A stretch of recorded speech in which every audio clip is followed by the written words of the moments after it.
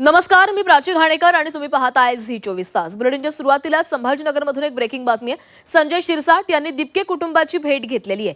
शिरसाट हे दिपकेंच्या संभाजीनगरच्या घरी दाखल झालेले आहेत. शिरसाट दिपकेंच्या संभाजीनगरच्या घरी दाखल झाले आणि त्यांच्या आई-वडिलांसोबत संवाद साधला जातोय.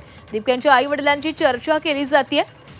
संजय शिरसाट हे दिपके कुटुंबाची भेट घेण्यासाठी त्यांच्या संभाजीनगरच्या घरी पोहोचलेले आहेत आणि संभाजीनगरच्या त्यांच्या घरी दिपकेंची आई आणि वडील आहेत. त्यांच्यासोबत संवादही साधला जातोय. या संदर्भातलं बोलूयात. आमचे प्रतिनिधी विशाल करोळे आपल्यासोबत आहेत. विशाल, संजय शिरसाट हे दिपकेंच्या कुटुंबाची भेट घेण्यासाठी आलेले आहेत. काल खरं तर मोठा विजय त्यांना मिळालेला होता. त्यांचं आंदोलन सुरू होतं. आंदोलनाला यश आलं आणि या यशानंतर आता मंत्री नेते मंडळी जे आहेत त्यांच्या कुटुंबांची भेट घेताना दिसत आहेत. अगदी खरं. छत्रपती संभाजीनगरचे पालकमंत्री संजय शिरसाट हे आता अभिजित दिपकेंच्या घरी आले. त्याच्या आई वडिलांची भेट घेत आहेत. त्यांनी सांगितल्यानुसार दिपके आणि आमचे कौटुंबिक संबंध आहे. त्यांचे आई वडील हे पहिलेपासूनच माझ्या ओळखीचे आहे. आम्ही नातेवाईक सुद्धा आहोत.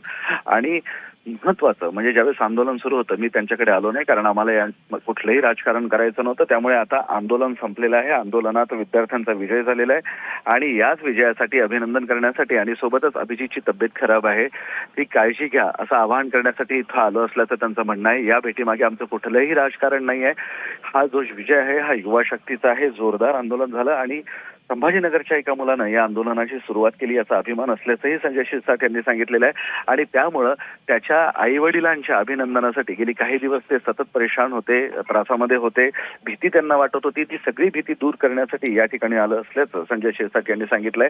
सध्या संजय शिरसाट हे दिपकेच्या आई वडिलांशी चर्चा करतायत आणि त्यांचं अभिनंदन करण्यासाठी इथं आलं असल्याचं त्यांचं म्हणणं आहे. जी तर सध्याची दृश्य आपण पाहतोय. संजय शिरसाट यांची चर्चा सुरू आहे. विशाल, धन्यवाद दिलेल्या सविस्तर माहितीसाठी. तर अभिजित दिपके यांच्या आई वडिलांसोबत संजय शिरसाट हे चर्चा करतायत.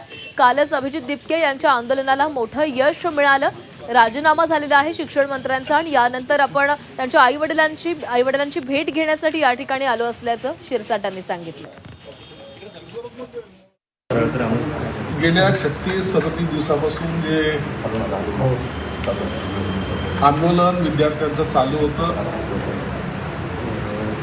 त्या आंदोलनाचं जे मेन सूत्रधार किंवा ज्याला प्रमुख नेतृत्व होतं ते दिपकेंचं होतं. परंतु आंदोलनाच्या काळामध्ये ज्या ज्या घटना घडल्या हे आपण सर्वांनी पाहिलेल्या आहे. राजकारण कोणत्याही प्रकारचं होऊ नये, राजकारणाची त्याला किनार लागू नये म्हणून मी सुद्धा त्या काळामध्ये दिपके कुटुंबाला कधी भेटलो नाही. हे माझे फॅमिलीतले लोक आहेत. म्हणजे आमचं नातं असं जवळचं नातं आहे. माझी वहिनी असेल, ही असेल, बरोबरचे आहेत. यांच्या मुलीकडून माझा मुलगा दरवर्षी राखी बांधतो वगैरे वगैरे. आणि दिपके हे माझ्याच मतदारसंघामध्ये असल्यामुळे यांचा 100% हे मला सपोर्टिंग असलेले हे लोक आहेत. मुळामध्ये नात्यातले लोक आहेत.